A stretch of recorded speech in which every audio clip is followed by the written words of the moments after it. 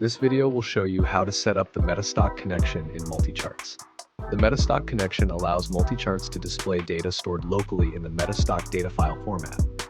You need to point MultiCharts to the directory where the data is stored, and then you can create charts using this data.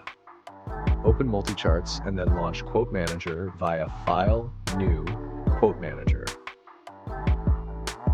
Then go to Tools, Data Sources, MetaStock, Settings.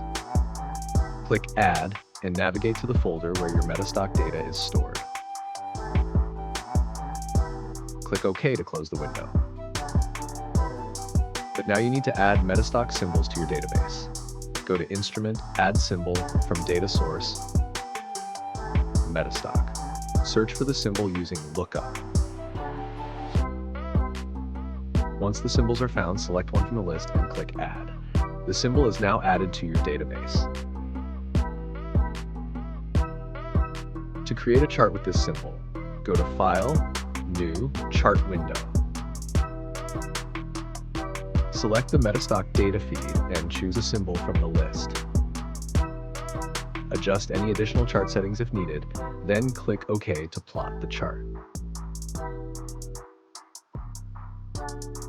That's it. You've successfully set up a MetaStock historical data connection in MultiCharts.